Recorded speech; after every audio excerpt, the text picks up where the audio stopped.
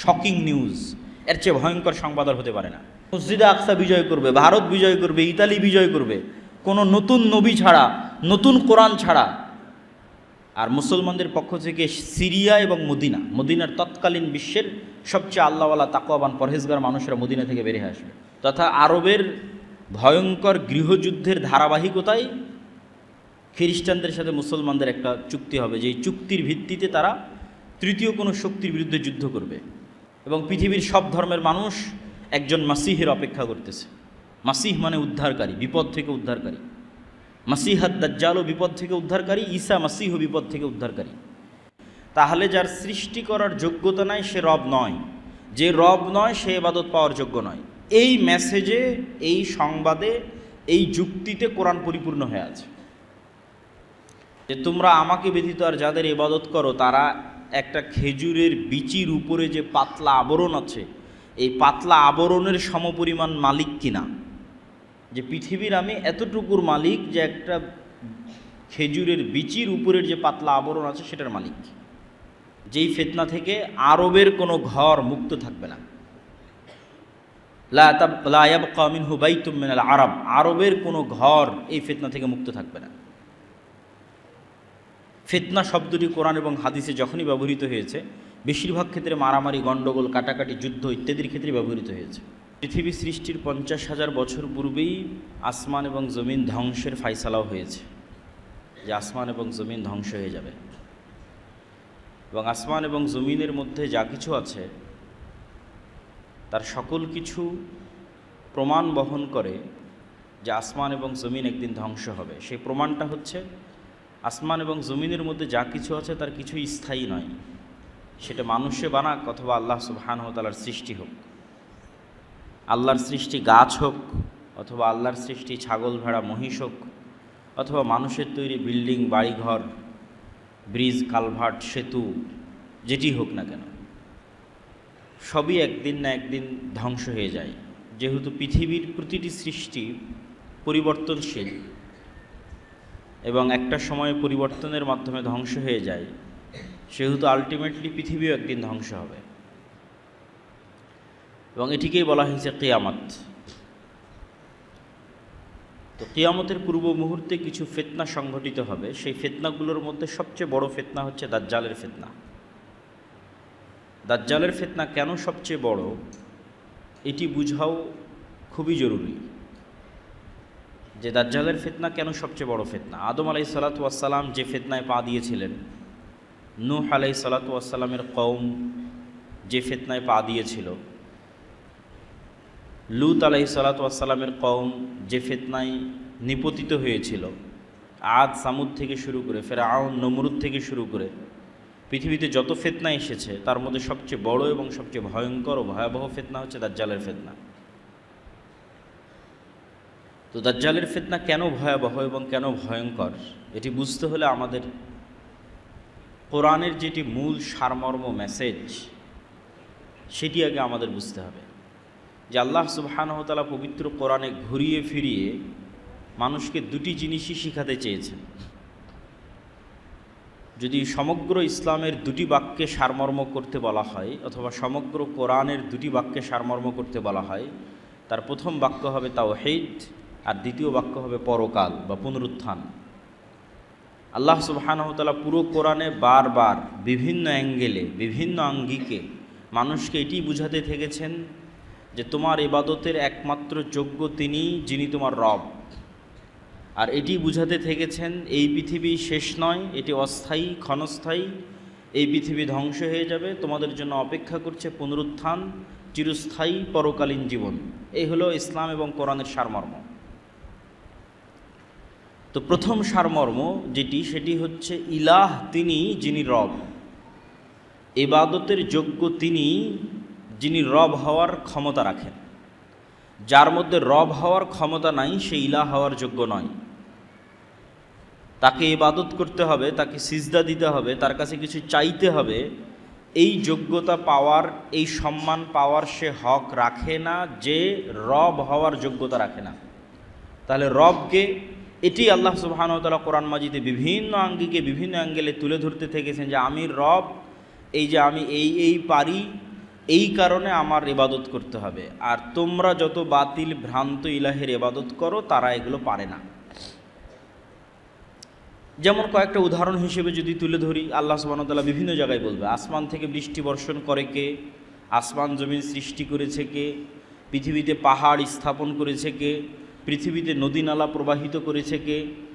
তো এই যে নদী নালা প্রবাহিত করা, পাহাড় স্থাপন করা, বৃষ্টি বর্ষণ করা, আসমান জমিন সৃষ্টি করা, এগুলো রব হওয়ার আলামত, যোগ্যতা, যে এগুলো যে করতে পারে সে ইবাদতের যোগ্য।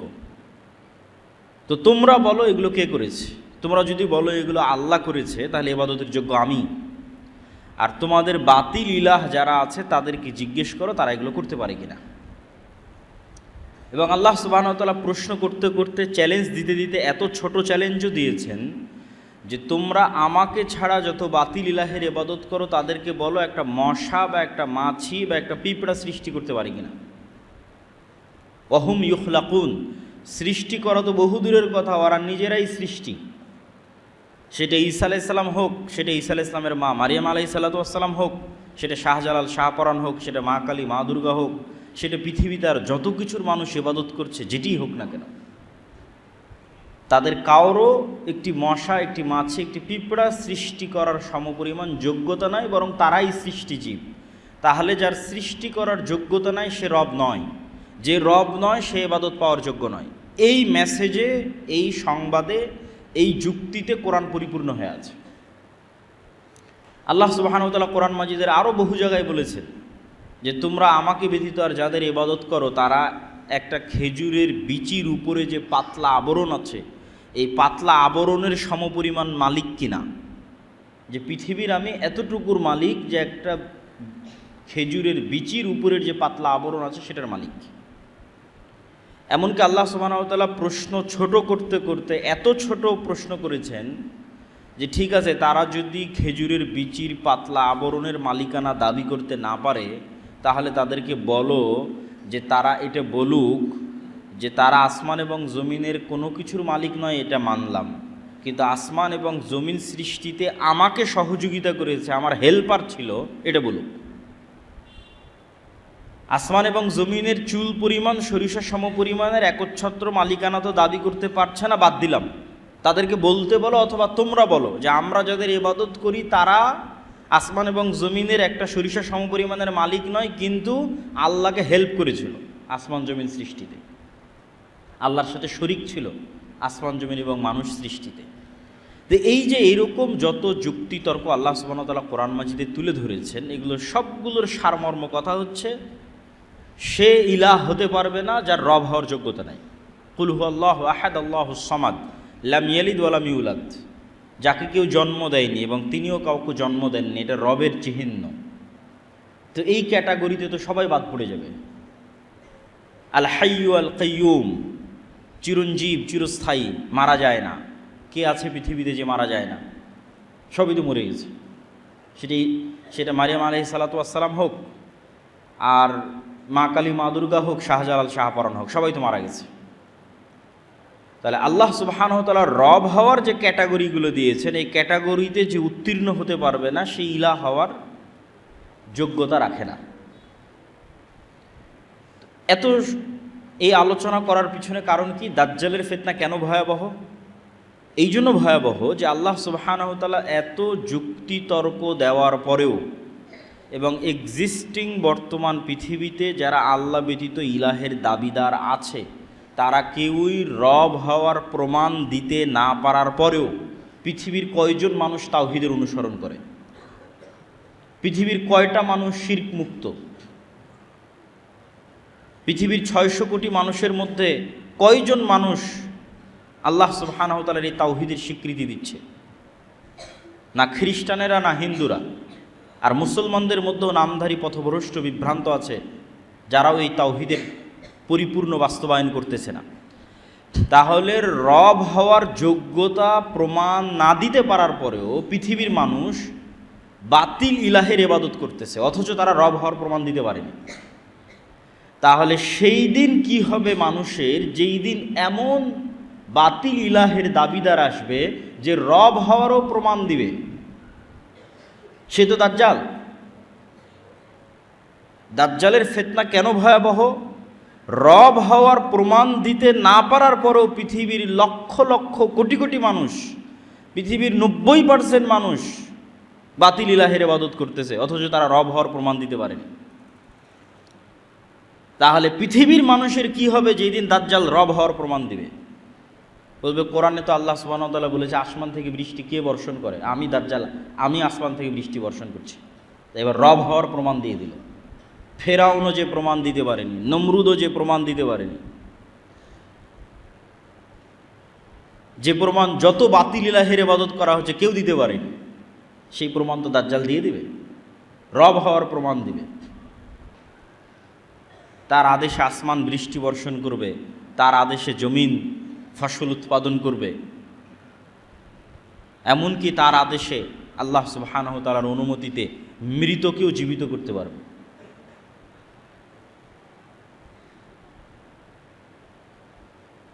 এই জন্য দাজ্জালের ফিতনা ভয়াবহ। তাহলে কোরআনের এত যুক্তি তর্কের পরেও দুনিয়াতে এক্সিস্টিং বাতিল ইলাহরা কেউ রবের প্রমাণ দিতে না পারার পরেও পৃথিবীর 90% মানুষ বাতিল ইলাহের ইবাদত করতেছে। তাহলে যেদিন দাজ্জাল এসে রব হওয়ার প্রমাণ দিবে সেদিন কয়জন মানুষ ঈমান ধরে রাখবে? এই জন্য এটা পৃথিবীর সবচেয়ে বড় ভয়াবহ ফিতনা। হ্যাঁ, এই ফিতনা থেকে বাঁচতে পারবে কারা? ওই যে দুইটা সারমর্ম বলেছি, ওই দুই সারমর্মের উপরই এই ফিতনা থেকে বাঁচা নির্ভর করে। একটা সারমর্ম বলেছি তাওহীদের বিশ্বাস যাদের মজবুত, আর 2 নম্বর পরকাল এবং পুনরুত্থানের উপর যাদের বিশ্বাস মজবুত। পরকাল এবং পুনরুত্থানের উপর বিশ্বাস মজবুত ছাড়া পৃথিবীর কোনো ফিতনা থেকে বাঁচা সম্ভব নয়। এই জন্য যখনই কোরআন এবং হাদিসে ইসলামের আকীদা এবং ঈমানের সারমর্ম করা হয়েছে তখন এই দুইটা বাক্যের উপর এসে শেষ হয়ে গেছে, মা ইউমিন বিল্লাহ ওয়াল ইয়াউমিল আখির। দুইটা বাক্য, যে আল্লাহর উপর ঈমান রাখে, পরকালের উপর ঈমান রাখে, এই দুইটা বাক্যের উপরই মানুষের ফিতনা থেকে মুক্তি নির্ভর করে। যার তাওহীদে বিশ্বাস মজবুত, যার পরকালে বিশ্বাস মজবুত। যদিও পরকাল অতি বাস্তব এবং পরকাল এত কঠিন নয়, পুনরুত্থান এত কঠিন নয় আমরা যত কঠিন মনে করি। আমি শুধু পুনরুত্থানের উপর একটা ছোট্ট কথা বলে বক্তব্যের সামনের দিকে এগিয়ে যাব, যে পুনরুত্থান কেন সহজ। আমাদের সামনে এবং চারিদিকে যত গাছ আমরা দেখতে পাই, এই উদাহরণ আল্লাহই কোরআনে দিয়েছে, আমি জাস্ট সহজ ভাষায় বুঝাচ্ছি। যত গাছ আমরা দেখতে পাই, এই গাছ মানুষের চেয়ে জীবন্ত নয়। গাছ তো কথা বলতে পারে না, হ্যাঁ গাছের জীবন আছে, এক লেভেলের এক মাত্রার জীবন, কিন্তু মানুষের জীবন তো আরও ভার্সাটাইল, আরও ব্যাপক। মানুষ বেশি জীবন্ত গাছের তুলনায়। তো গাছের যে বীজ, গাছে ফল ধরার পর যে বীজ বা বিচি, এটা মৃত। খেজুরের বীজ মৃত, যে কোনো বীজ মৃত। তাহলে যেই জিনিসটা মানুষের মতো জীবন্ত নয়, তার থেকে যে মৃত জিনিসটা বের হচ্ছে, ওই মৃত জিনিসটাও যদি মাটিতে পুঁতে দেওয়া হয় এবং সেখানে বৃষ্টি বর্ষণ হয়, তাহলে ওই মৃত থেকে আবার গাছ বের হচ্ছে। তো মানুষের মতো জীবন্ত মানুষের মেরুদণ্ড যখন মাটিতে পুঁতা থাকবে, কোনটা বেশি আশ্চর্যের? বৃষ্টি হওয়ার পর মানুষের মেরুদণ্ড থেকে মানুষ মাটি থেকে বের হয়ে আসবে, এটা বেশি আশ্চর্যের? না গাছের বীজ দানা থেকে আবার আর একটা গাছ বের হচ্ছে, কোনটা বেশি আশ্চর্যের? আমার কাছে গাছের বীজ থেকে আবার আর একটা দানা বের হচ্ছে, এটা বেশি আশ্চর্যের। মানুষ তো অনেক জীবন্ত, গাছ তো এত জীবন্ত নয়, গাছের বীজ তো এত জীবন্ত নয়, মানুষ অনেক জীবন্ত। তাহলে মানুষের মেরুদণ্ড থেকে আবার মানুষ মাটি থেকে বের হয়ে আসবে, এটা কম আশ্চর্যের। এবং এটা আরও কেন কম আশ্চর্যের? মানুষ তার পুরো শরীরে যা কিছু গ্রহণ করে বেঁচে আছে, তার প্রত্যেকটাই তাকে মাটি থেকে গ্রহণ করতে হয়। আমাদের শরীরের মধ্যে ম্যাগনেসিয়াম হোক, ক্যালসিয়াম হোক, ভিটামিন হোক, প্রোটিন হোক, ক্যালোরি হোক, যা দিয়ে আমাদের শরীরে কোষ তৈরি হচ্ছে প্রতিনিয়ত এবং আমরা জীবন্ত আছি, এই প্রত্যেকটা জিনিস আমাদেরকে মাটি থেকে নিতে হয়। যেমন আমরা কলা খাচ্ছি, এই কলাতে ম্যাগনেসিয়াম এবং ক্যালসিয়াম আমার শরীরের মধ্যে ঢুকতেছে, তো ওই কলা ম্যাগনেসিয়াম ক্যালসিয়াম কোথায় থেকে নিয়েছে? মাটি থেকে নিয়েছে। তাহলে আমার শরীরের মধ্যে যা ভিটামিন, প্রোটিন, ম্যাগনেসিয়াম, ক্যালসিয়াম আছে, তার সব কিছু মাটির মধ্যে আছে। তাহলে আল্লাহ সুবহানাহু ওয়া তাআলা এখন আমার শরীরের মধ্যে যদি কোষ তৈরি করতে পারেন, কালকে এই সেম জিনিস থাকার কারণে কেন মাটির মধ্যে কোষ তৈরি হবে না? কেন হবে না? যেহেতু আমি সবই মাটি থেকে নিচ্ছি, তো সবই মাটি থেকে নেওয়ার পর আমার শরীরের মধ্যে কোষ তৈরি হচ্ছে, এবার আমি যখন মাটিতে চলে যাব সেখানে ওই সেম জিনিস থাকার পরে ওখানে কেন কোষ তৈরি হবে না? তো 1 সেকেন্ডের ব্যাপার, 1 মিনিটের ব্যাপার আল্লাহ সুবহানাহু ওয়া তাআলার জন্য। এই জন্য পুনরুত্থান অতি সহজ এবং অতি বাস্তব। তো যাদের ঈমান পুনরুত্থানের উপর মজবুত থাকবে এবং যাদের ঈমান আল্লাহর তাওহীদের উপর মজবুত থাকবে, তারা পৃথিবীর যে কোনো ফিতনা থেকে মুক্ত থাকতে পারবে, দাজ্জালের ফিতনা থেকেও মুক্ত থাকতে পারবে।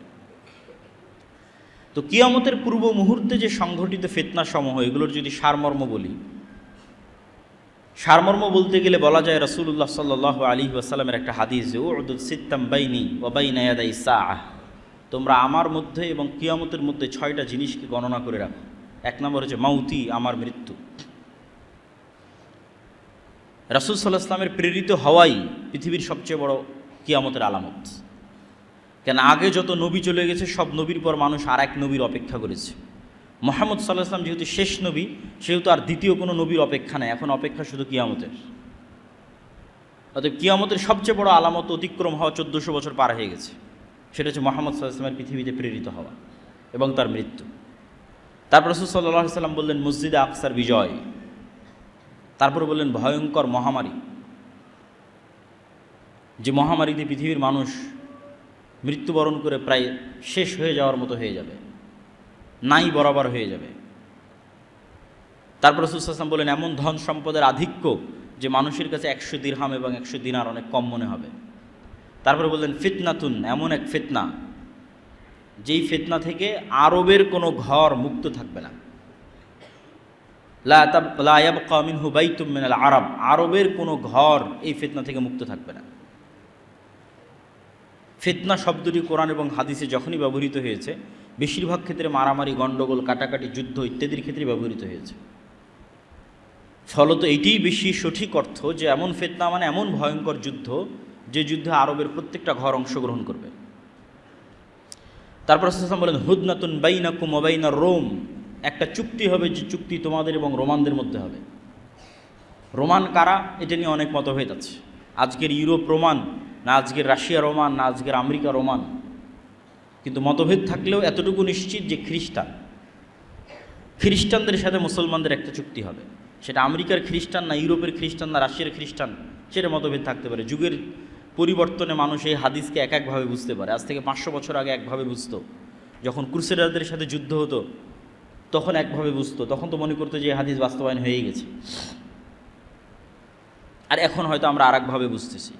তো খ্রিস্টানদের সাথে মুসলমানদের একটা চুক্তি হবে, তথা আরবের ভয়ঙ্কর গৃহযুদ্ধের ধারাবাহিকতায় খ্রিস্টানদের সাথে মুসলমানদের একটা চুক্তি হবে, যে চুক্তির ভিত্তিতে তারা তৃতীয় কোনো শক্তির বিরুদ্ধে যুদ্ধ করবে এবং সেই তৃতীয় শক্তির বিরুদ্ধে যুদ্ধে ওই তৃতীয় শক্তি পরাজিত হবে।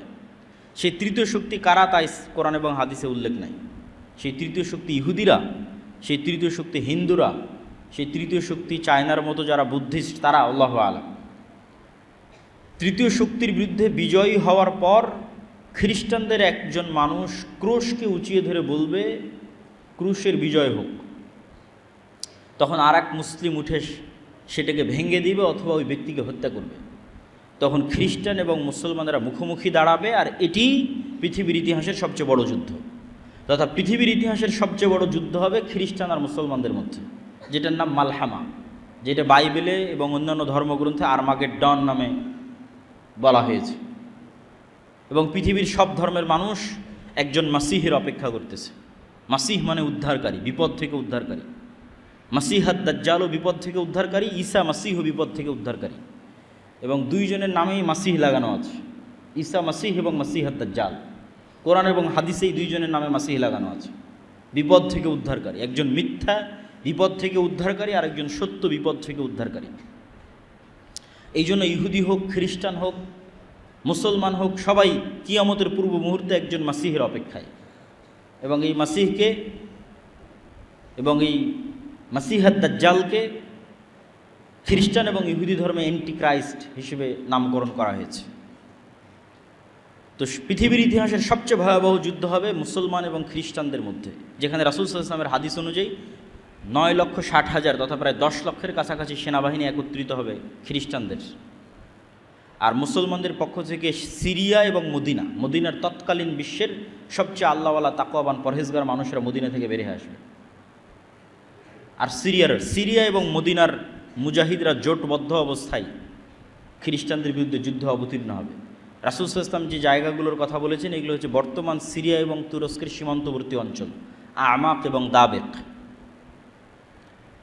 তুরস্ক এবং সিরিয়ার সীমান্তবর্তী অঞ্চলে এই যুদ্ধ হবে এবং হাদিসের বিভিন্ন সূত্র অনুযায়ী এই যুদ্ধ 4 দিন চলবে এবং এই যুদ্ধ এত ভয়াবহ হবে যে আকাশে যদি 1 মাস পাখি উড়ে তাহলে লাশের সারি শেষ করতে পারবে না এবং কোথাও নিরাপদ জায়গা না পাওয়ায় উড়ন্ত অবস্থাতেই মরে পড়ে যাবে লাশের দুর্গন্ধের কারণে। এবং কোনো বংশে 100 জন মানুষ থাকলে 99 জন মারা যাবে, গনিমতের মালে কেউ সন্তুষ্ট হবে না, কেননা কেউ উত্তরসূরি নাই, উত্তরাধিকারী নাই। এগুলো হাদিসের বিভিন্ন রেওয়ায়েতে এসেছে। তো এই যুদ্ধে যখন মুসলমানেরা বিজয়ী হবে তখন পৃথিবীতে মুসলমানদের সামনে দাঁড়ানোর মতো আর কোনো শক্তি অবশিষ্ট থাকবে না, কেন খ্রিস্টানদের সর্বোচ্চ শক্তির বহিঃপ্রকাশ এই যুদ্ধে তারা করে ফেলেছে 10 লক্ষ। ফলত মুসলমানদের সামনে দাঁড়াবে এরকম আর কোনো সেনাবাহিনী তখন পৃথিবীতে অস্তিত্বমান নাই। তো মুসলমানদের এই বিজয় অভিযান কিছু বর্ণনা অনুযায়ী তুরস্কের রাজধানী ইস্তাম্বুল, কিছু বর্ণনা অনুযায়ী ইতালির রাজধানী রোম পর্যন্ত পৌঁছে যাবে, ধারাবাহিক বিজয় অভিযান। এবং তার মধ্যে একটা শহর মুসলমানেরা বিজয় করবে অস্ত্র ছাড়াই, জানিবু মিনহাল বার ওয়া জানিবু মিনহাল বাহার, এমন এক শহর যার একদিকে সমুদ্র এবং একদিকে সমতল। ততদিন পর্যন্ত কিয়ামত হবে না, লা তাকুমুস সাআহ, ততদিন পর্যন্ত কিয়ামত হবে না যতদিন না বানু ইসহাকের 70,000 মানুষ এখানে যুদ্ধ না করেছে। বানু ইসহাক মানে বানু ইসরাইল। তাহলে এই হাদিস থেকে আর একটা সূক্ষ্ম জিনিস বোঝা যায় যে বানু ইসরাইলের অধিকাংশই অথবা আর কেউই ইহুদি নাই, বরং সবাই মুসলমান হয়ে গেছে। এবং আজকের যারা ইহুদি তারা জেনেটিক্যালি এটা প্রুফ করতে পারবে না যে তারা ইব্রাহিম আলাইহিসসালাতু ওয়াসসালামের সন্তান, কেন ইব্রাহিম আলাইহিসসালাতু ওয়াসসালাম সাদা চামড়ার নন, তথা ইউরোপ এবং আমেরিকার মানুষের গায়ের যে চামড়ার রং এটা ইব্রাহিম আলাইহিসসালাতু ওয়াসসালামের গায়ের চামড়ার রং নয়। ইব্রাহিম আলাইহিসসালাতু ওয়াসসালাম হচ্ছে নূহ আলাইহিসসালাতু ওয়াসসালামের ছেলে সামের বংশধর, আর সামের গায়ের চামড়ার রং হচ্ছে আরব বিশ্বের মানুষের গায়ের চামড়ার রং যেমন তেমন, মেটে সাদা, ধবধবে হলদেটে সাদা নয়। ধবধবে হলদেটে সাদা হচ্ছে ইউরোপ, শীতকালীন অঞ্চল, ইউরোপ, আমেরিকা, রাশিয়া, যারা নূহ আলাইহিসসালাতু ওয়াসসালামের সন্তান ইয়াফেসের বংশধর। তো যেহেতু ইব্রাহিম আলাইহিসসালাতু ওয়াসসালাম নূহ আলাইহিসসালাতু ওয়াসসালামের ছেলে সামের বংশধর, এই জন্য তার গায়ের রং বর্তমান আরব বিশ্বের মানুষের গায়ের রং যেমন তেমন। এই জন্য ঈসা আলাইহিসসালাতু ওয়াসসালামের গায়ের রং, মুহাম্মদ সাল্লাল্লাহু আলাইহি ওয়াসাল্লামের গায়ের রং সব কাছাকাছি একই। আর বর্তমান যারা নিজেদের ইহুদি দাবি করছে এবং ফিলিস্তিনে জোরপূর্বক জায়গা দখল করছে সব সাদা চামড়া। সুতরাং জেনেটিক্যালি এটা প্রুফ করা সম্ভব নয় যে তারা ইব্রাহিম আলাইহিস সালামের সন্তান। তাহলে ইসহাক আলাইহিসসালাতু ওয়াসসালামের বংশের 70,000 মানুষ মুসলমান অবস্থায় যুদ্ধ করবে এবং এমন এক শহর বিজয় করবে অস্ত্র ছাড়া। তো কিছু মুহাদ্দিস ব্যাখ্যা করেছেন এটা ইস্তাম্বুল এবং এই যুদ্ধের পরই বিজয় হবে, আর কেউ ব্যাখ্যা করেছেন এটা ইতালি। কেন কিছু জয়ীফ হাদিসে বর্ণিত আছে যে রাসূল সাল্লাল্লাহু আলাইহি ওয়াসাল্লামকে জিজ্ঞেস করা হলো যে মুসলমানরা আগে ইতালির রাজধানী রোম বিজয় করবে না কুস্তুনতুনিয়া বিজয় করবে। রাসূল সাল্লাল্লাহু আলাইহি ওয়াসাল্লাম বললেন আগে কুস্তুনতুনিয়া বিজয় করবে, তারপরে রোম বিজয় করবে। তো ওখান থেকে অনেকেই ব্যাখ্যা নিয়েছেন যে এটি হচ্ছে ইতালির রাজধানী রোম। এবং যুক্তিতে কেন টিকবে, আসলে এত বিশাল যুদ্ধের পর পৃথিবীতে আর মুসলমানদের সামনে দাঁড়ানোর মতো কোনো অস্তিত্বশীল শক্তি নাই। এবং মুসলমানদের এই বিজয় অভিযানের কারণে ইহুদি এবং খ্রিস্টানরা বিপদগ্রস্ত থাকবে, কেন মুসলমানরা সব বিজয় করে নিয়েছে। মসজিদ আকসা বিজয় করে ফেলেছে, ইউরোপ বিজয় করে ফেলেছে, ভারত বিজয় করে ফেলেছে। এগুলো অনেক হাদিস থেকে একত্রিত করে আমি বলতেছি, এগুলো প্রত্যেকটা কথার পিছনে বিভিন্ন হাদিস আছে। তো যেহেতু মুসলমানদের সামনে আর কোনো বাধাই নাই, সব বিজয় করে ফেলেছে, মসজিদ আকসা, ভারত, ইউরোপ সব বিজয় করেছে, তো ইহুদি খ্রিস্টানরা তো বিপদে। তো এই জন্য এবার তাদেরকে উদ্ধার করার জন্য, বিশেষ করে ইহুদিদেরকে উদ্ধার করার জন্য দাজ্জালের আগমন হবে এবং দাজ্জাল মুসলমানদের এই ভয়াবহ বিজয় অভিযানকে থামানোর জন্য শয়তান অদৃশ্য থেকে আওয়াজ দিবে, দাজ্জাল তোমাদের বাড়ি ঘরে প্রবেশ করেছে। এবং মুজাহিদরা তাদের এই বিজয় অভিযান থামিয়ে, কেন এটা পৃথিবীর ইতিহাসের সবচেয়ে ভয়াবহ ঘটনা যে দাজ্জাল বের হয়ে গেছে, শকিং নিউজ, এর চেয়ে ভয়ঙ্কর সংবাদ আর হতে পারে না। এই জন্য বিজয় অভিযান বাদ দিয়ে সব দামেস্কে ফিরে আসবে, খুঁজতে যে আসলে দাজ্জাল বের হয়েছে কিনা, কিন্তু ততদিনেও দাজ্জাল বের হয়নি। কিন্তু দামেশকে ফিরে আসতে আসতে অথবা ফিরে আসার পরপরই সত্যি সত্যি দাজ্জাল বের হয়ে যাবে। এবং দাজ্জাল বের হবে যেহেতু এক্সট্রা অর্ডিনারি, ভয়ঙ্কর, অমানবিক এবং অলৌকিক ক্ষমতা নিয়ে, যা মানুষের সাধ্যের মধ্যে নয়, এরকম ভয়াবহ অলৌকিক ক্ষমতা নিয়ে যেহেতু দাজ্জাল আসবে, সেহেতু নিমিষেই যেই মুমিন মুজাহিদরা বিশ্বের প্রায় সকল পরাশক্তিকে পরাজিত করে মুসলমানদের বিজয় নিশ্চিত করেছে, তারা নিমিষেই নিজেদের জন্য পৃথিবীকে সংকুচিত অবস্থায় পাবে এবং দাজ্জালের ফিতনা মোকাবেলা করার মতো কোনো শক্তি সামর্থ্য তাদের কাছে থাকবে না। এক হাদিসে রাসূল সাল্লাল্লাহু আলাইহি ওয়াসাল্লাম বলছেন, শামের কিছু, ইরাক এবং শামের মধ্যবর্তী অঞ্চল দিয়ে দাজ্জাল যাবে। যাওয়ার সময় কোনো এক শহরে গিয়ে বলবে, তোমরা আমার উপর ঈমান আনয়ন করো। তো ওই শহরের মানুষ ঈমান আনয়ন করবে। তখন ধন সম্পদ মৌমাছির চাকের সাথে যেভাবে ছুটে, তাদের পিছনে সেভাবে ধন সম্পদ ছুটবে। আর শামের কোনো এক নগরীতে এসে বলবে, আমার উপর ঈমান আনয়ন করো, তারা ঈমান আনয়ন করবে না। তখন আসমান এবং জমিন, ফসল উৎপাদন, বৃষ্টি বর্ষণ এমনভাবে বন্ধ করে দিবে যে যেহেতু পরিপূর্ণরূপে বৃষ্টি এবং মাটি দুটোই পানি শূন্য হয়ে গেছে, ফলত এখানে আর ঘাস খাওয়ার সুযোগ নাই। তখন একটাই সুযোগ, যেটা হাদিসেই বর্ণিত আছে, যে তাদের বাড়িতে রাখা বিভিন্ন কাঠের আসবাবপত্রকে চিবিয়ে চিবিয়ে সেখানকার মধ্যে থেকে রস বের করার চেষ্টা করবে। এত ভয়ঙ্কর দুর্ভিক্ষ দেখা দেবে। তাহলে দাজ্জাল আসার পরে মুমিন এবং মুজাহিদেরা বিপদে পড়ে গেল।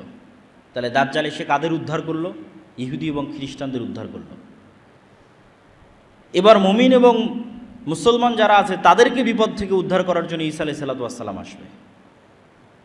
দাজ্জালের 40 দিন অতিক্রম হওয়ার যখন শেষ হবে তখন, এবং ঈসা আলাইহিস সালাতু ওয়াস সালাম আল্লাহর পক্ষ থেকে আরও ব্যাপক অলৌকিক ক্ষমতার সাথে প্রেরিত হবেন, যার অলৌকিক ক্ষমতার বর্ণনা বিভিন্ন হাদিসে এসেছে যে তার নিঃশ্বাসে কাফের মারা যাবে। নিঃশ্বাস যত দূর যাবে কাফের মারা যাবে। দাজ্জালকে হত্যা করতে হবে না, ঈসা আলাইহিস সালামকে দেখলেই লবণের মতো, লবণ যেভাবে পানিতে পড়লে গলে যায় সেভাবে গলে যাবে, কিন্তু তারপরে ঈসা আলাইহিস সালাম তাকে হত্যা করবেন।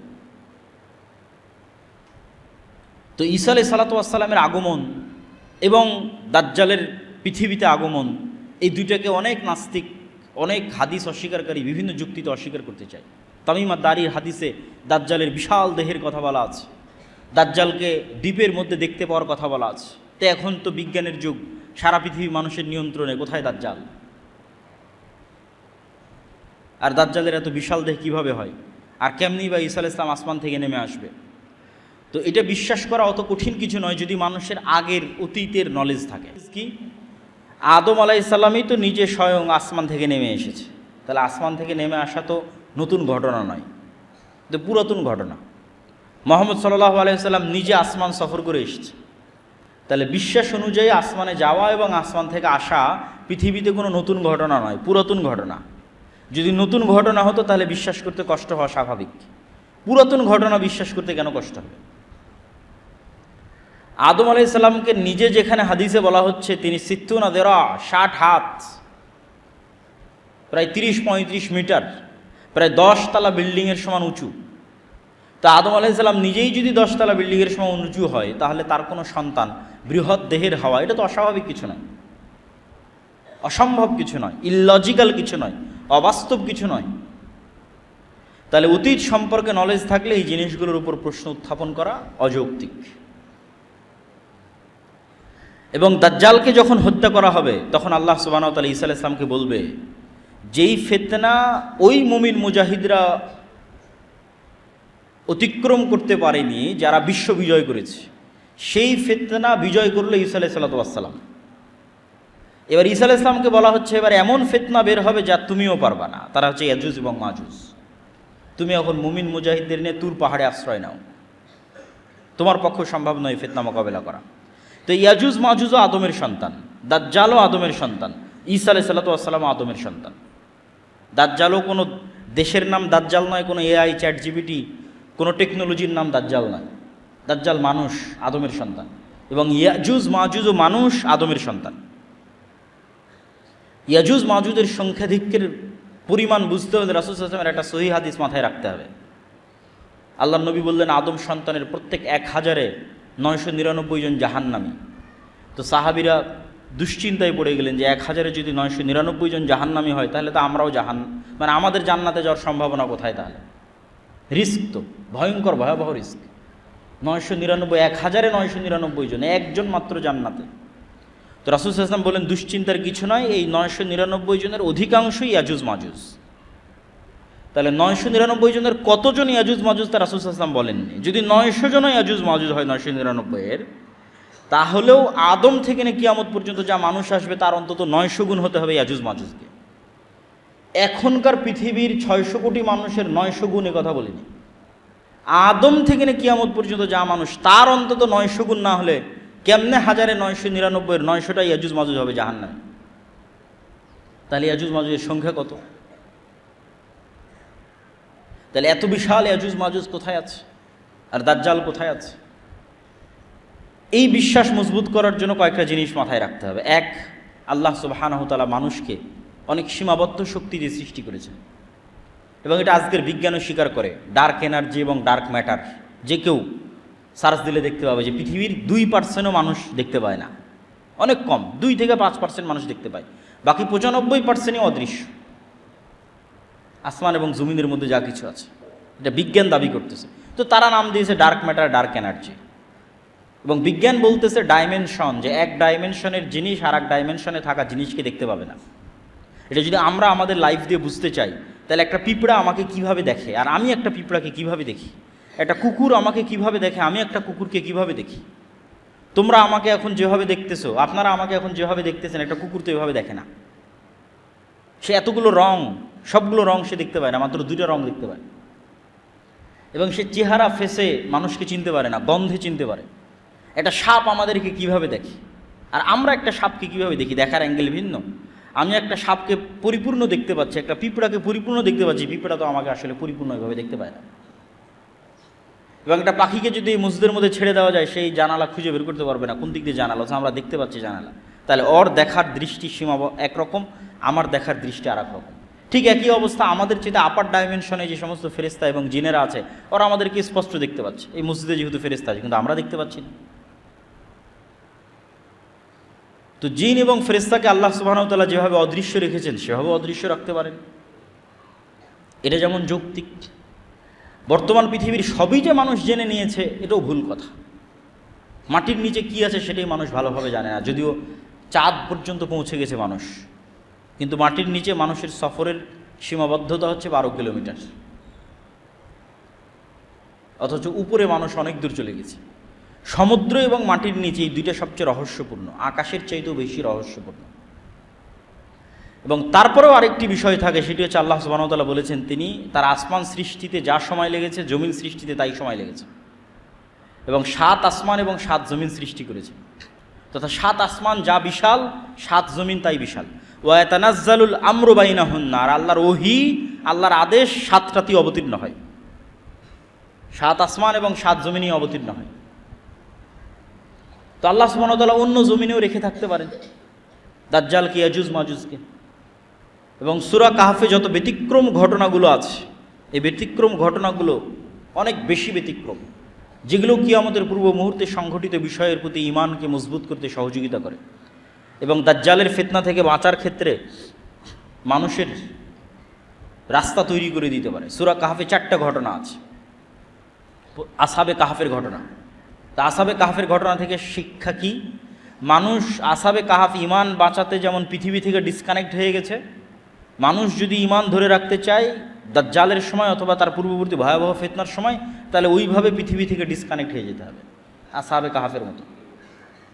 আর পরকালের প্রতি ঈমান লাগবে আসহাবে উখদুদের মতো, যারা জ্বলন্ত আগুনের মধ্যে ঢুকে গেছে। কেন? ওইটা তাদের কাছে জ্বলন্ত আগুন নয়, ওইটার মধ্যে তো ওরা জান্নাত দেখতে পাচ্ছে, এটা তাদের ওসিলা জান্নাতে যাওয়ার। আপনার কাছে এটা আমি আগুনে পুড়ে মারা যাব, আর আরেকজনের কাছে আমি এটাতে আগুনে ঢুকে জান্নাতে যাব। চিন্তার পার্থক্য। আপনার কাছে আরে এই ভয়াবহ আগুন, এই আগুনের মধ্যে ঢুকলে তো আমার অনেক কষ্ট, আর আরেকজন আর এই আগুনে ঢুকলে তো আমি জান্নাতে চলে যাব। তাহলে একজনের কাছে মৃত্যু জান্নাতে যাওয়ার ওসিলা, আর আরেকজনের কাছে মৃত্যু ভয়ের কারণ। এটাই তো বিশ্বাসের পার্থক্য। যার কাছে মৃত্যু জান্নাতে যাওয়ার ওসিলা, তথা যার পরকালের প্রতি বিশ্বাস মজবুত, তার কাছে মৃত্যু তো জান্নাতে যাওয়ার ওসিলা। তো এখন সামনে আগুন থাকুক আর যাই থাকুক, সেটা তো বিষয় নয়। তাহলে পরকালের উপর ইমান যত মজবুত, ও আসহাবে উখদুদের মতো ব্যবহার করতে পারবে দাজ্জালের ফিতনার সময়, কেন তার কাছে মৃত্যু জান্নাতে যাওয়ার উসিলা। আর যার পরকালের উপর ইমান নাই, দুনিয়ায় যার কাছে সব কিছু, অবৈধ 1 টাকার প্রতিও যার লোভ আছে, অবৈধ 1 টাকার উপরও যার লোভ আছে, তার পক্ষে দাজ্জালের ফিতনা থেকে বেঁচে থাকা সম্ভব নয়। তো আসহাবে কাহফের ঘটনা আছে সূরা কাহফের মধ্যে। তারপরে ঘটনা আছে যুলকারনাইন, ইয়াজুজ মাজুজ। তো ইয়াজুজ মাজুজের ঘটনা তো অতীতে, তাহলে বিশ্বাস করতে কেন কষ্ট হবে? কোরআনে ইয়াজুজ মাজুজকে দেখানো হচ্ছে অতীত একটা ঘটনা হিসেবে, যে যুলকারনাইন সফর করলো, এক এরিয়ায় গেল যেখানে ইয়াজুজ মাজুজ, এবং তাদেরকে আবদ্ধ করে দিল। তাহলে ইয়াজুজ মাজুজের অস্তিত্ব অতীতেই দেখা যাচ্ছে, তো ভবিষ্যতে তো অস্তিত্ব আরো সহজ। অমিন কুল্লে হাদাবি ইয়াংসিলুন, প্রত্যেকটা উঁচু জায়গা থেকে তারা দলে দলে নেমে আসবে, আল্লাহ সুবহানাহু ওয়া তাআলা কোরআন মাজিদে বলেছেন। তারপরের আশ্চর্যের ঘটনা হচ্ছে ঈসা আলাইহিস সালাতু ওয়াস সালাম, মূসা আলাইহিস সালাতু ওয়াস সালাম এবং খিজির, এটাও সূরা কাহফের মধ্যে। যে আল্লাহ সুবহানাহু ওয়া তাআলা চাইলে বলতে পারতেন, মূসা উমুক শহরে উমুক গ্রামে আমার একজন বান্দা আছে যে তোমার চেয়ে জ্ঞানী। তা না বলে আল্লাহ বললেন, মাছ নাও, ভাজো, মৃত মাছ নিয়ে সমুদ্রের ধার দিয়ে হাঁটতে থাকো, যেখানে মাছ জীবিত হয়ে যাবে সেখানে পাবা। রহস্যপূর্ণ। এবং খিজির আলাইহিস সালাতু ওয়াস সালাম এমন সব ঘটনা ঘটালেন যেগুলো পৃথিবীর ফিজিক্স অনুযায়ী সম্ভব নয়।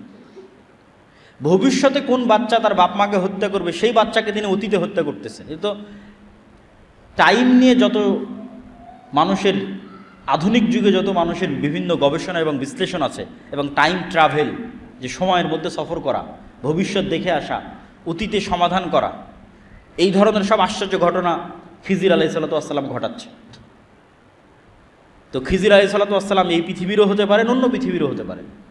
তিনি সালামকে চিনতে আশ্চর্য হচ্ছেন সালাম শুনে, যে জান্নাতের সালাম এখানে কিভাবে, কোন মূসা, দুনিয়ার যে নবী মূসা সেই নবী মূসা। হ্যাঁ, তো পুরো ঘটনার অ্যাঙ্গেলগুলো এবং প্রতিটা পয়েন্ট অনেক আশ্চর্যজনক, এবং শেষ পর্যন্ত বিদায়ও আশ্চর্যজনক। তো এই জন্য সূরা কাহফের প্রত্যেকটা ঘটনাই কিয়ামতের পূর্ব মুহূর্তের সাথে কোনো না কোনোভাবে কানেক্টেড আছে। আল্লাহ সুবহানাহু ওয়া তাআলা খিজিরকে যেভাবে অদৃশ্য রেখেছেন, অথবা অদৃশ্য রাখতে পেরেছিলেন যদি খিজির মারা গিয়ে থাকে, কেন কোরআন এবং হাদিসে কোনো উল্লেখ নাই যে খিজির মারা গেছেন কিনা, না জীবিত আছেন, আল্লাহু আ'লাম। তো সেভাবে আল্লাহ দাজ্জালকে অদৃশ্য রাখতে পারেন, সেভাবে আল্লাহ সুবহানাহু ওয়া তাআলা ইয়াজুজ মাজুজকে অদৃশ্য রাখতে পারেন। এই জন্য অনেক কিছুই শিক্ষা আছে সূরা কাহফের মধ্যে। আর সূরা কাহফের মধ্যে সবচেয়ে যেটা ব্যতিক্রম ঘটনা, 2 ভাই বাগানওয়ালা, ওমা আযুন্নু সাআহ, আমি মনে করি না যে কিয়ামত কায়েম হবে। এই জন্য বলেছি ইসলামের সারমর্ম তাওহীদ আর কিয়ামত। সে বিশ্বাস করে না যে কিয়ামত হবে, ওটাকেই আল্লাহ সুবহানাহু ওয়া তাআলা সূরা কাহফের মধ্যে শিরক হিসেবে উল্লেখ করছেন। যে এক ভাই বিশ্বাস করে না কিয়ামত হবে, তখন আরেকজন বলতেছে আমি আল্লাহর সাথে শরীক করা থেকে পরিত্রাণ চাই। তো যাক, সূরা কাহফের উপর আরেকদিন বিস্তারিত আলোচনা করা যাবে। আমরা বক্তব্যের সারমর্ম এবং সংক্ষিপ্ত অবস্থার মধ্যে চলে আসি। তো এই পুরো ঘটনা কিয়ামতের পূর্ব মুহূর্তে সংঘটিত ফিতনাগুলো থেকে আমাদের জন্য শিক্ষা কী? আমাদের জন্য 2টা শিক্ষা। এক, কবে হবে, কখন হবে, এইটার পিছনে পড়ে থাকা, এইটা কখনো কোরআন এবং হাদিসের দিক নির্দেশনা নয়। কেন দিক নির্দেশনা নয়? প্রত্যেক মানুষের মৃত্যুই তো তার কিয়ামত। তাহলে কখন ঈসা আলাইহিস সালাম আসবে, কখন দাজ্জাল আসবে, কখন ইমাম মাহদি আসবে, এটার আগেই তো আপনার কিয়ামত হয়ে যাচ্ছে, আপনার মৃত্যু। কিয়ামত মানে কি? আপনি পরকালকে দেখবেন। তো মৃত্যুর পরই তো মানুষ পরকালকে দেখে ফেলে। মৃত্যুর মাধ্যমে সে বারজাকি জগতে জাহান্নামও দেখে ফেলে, জান্নাতও দেখে ফেলে। হয় পাখি হিসেবে জান্নাতে উড়ে, আর না হলে তার কবর বরাবর জাহান্নামের দরজা খুলে দেওয়া হয়, তো সব তো দেখেই নিল। ফেরেশতা জিজ্ঞাসাবাদ করে, তো পরকাল তোর দেখাই শেষ।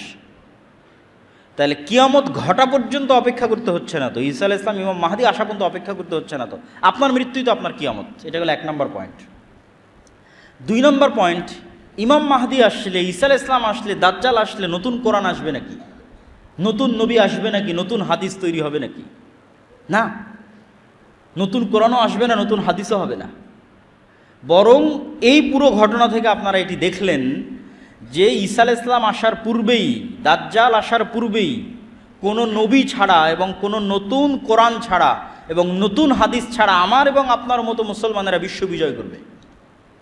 10 লক্ষ খ্রিস্টান বাহিনীকে পরাজিত করবে, মসজিদে আকসা বিজয় করবে, ভারত বিজয় করবে, ইতালি বিজয় করবে, কোনো নতুন নবী ছাড়া, নতুন কোরআন ছাড়া, আমার এবং আপনার মতো মুসলমানেরা।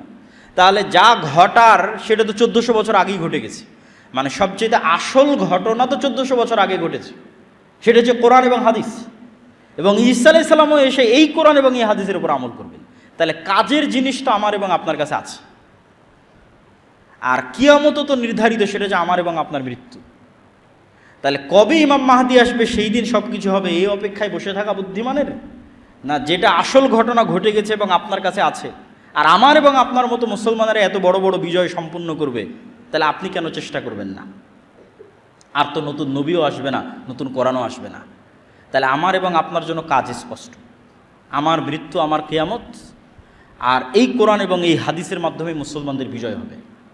এই কোরআন এবং এই হাদিস ফলো করেই কিয়ামতের পূর্ব মুহূর্তে মুসলমানেরা বিজয় করবে, ইমাম মাহদি বিজয় করবে, ঈসা আলাইহিস সালাম বিজয় করবে। সেই কোরআন এবং হাদিস আমাদের কাছে আছে।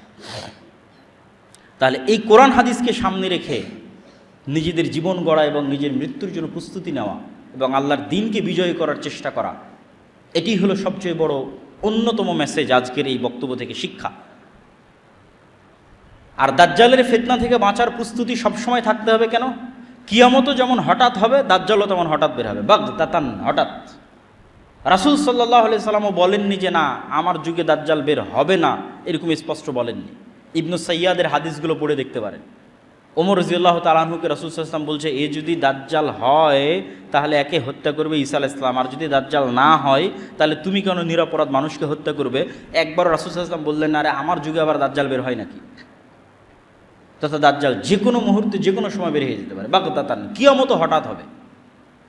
তো দাজ্জালের ফিতনা থেকে বাঁচার জন্য যেমন আল্লাহ সুবহানাহু ওয়া তাআলার কাছে দোয়া করতে হবে, ঠিক তেমনি যেই কারণে আপনি দাজ্জালের ফিতনা থেকে বাঁচবেন, ওই ধরনের দাজ্জালীয় ফিতনা, দাজ্জালুনা কাজ্জাবুনা, আসল দাজ্জালের আগে আরও 30টা দাজ্জালুনা কাজ্জাবুনা বের হবে। তো এই জন্য সত্য মিথ্যার সংমিশ্রণ এবং মুসলমানদের উপর বিপদ আসতেই থাকবে। এই জন্য ইমানের পরীক্ষায় ওই সেম জিনিসগুলোই কাজে দিবে। তাওহীদ, পুনরুত্থানের উপর মজবুত বিশ্বাস, আল্লাহর উপর মজবুত বিশ্বাস, পুনরুত্থানের উপর মজবুত বিশ্বাস। এবং বিশ্বাসকে মজবুত করার জন্যই আমাদের যে সংক্ষিপ্ত একটা লেখনী আছে আল্লাহর পথে যাত্রা, এটি শুধু এই উদ্দেশ্যেই লেখা। মানুষ যত বেশি কোরআনের সাথে কানেক্টেড হবে, যত বেশি হাদিসের সাথে কানেক্টেড হবে, যত বেশি তাদের ইমানকে মজবুত করবে, আল্লাহর প্রতি ইমানকে এবং পুনরুত্থান, আবার যে আল্লাহ তাদেরকে সৃষ্টি করবেন, এটির উপর মানুষের ইমান যত মজবুত হবে, মানুষ তত দুনিয়ার ফিতনা থেকে বেঁচে থাকতে পারবে। আল্লাহ সুবহানাহু ওয়া তাআলা আমাদের তৌফিক দান করুক। আল্লাহুম্মা আমিন। আলহামদুলিল্লাহ ওয়াহদা ওয়াসসালাতু ওয়াসসালামু আলা মান লা নাবিয়্যা বা'দাহ। ইয়া আইয়ুহাল্লাযীনা আমানু সাল্লু আলাইহি ওয়া সাল্লিমু তাসলিমা। আল্লাহুম্মা সাল্লি আলা মুহাম্মাদ।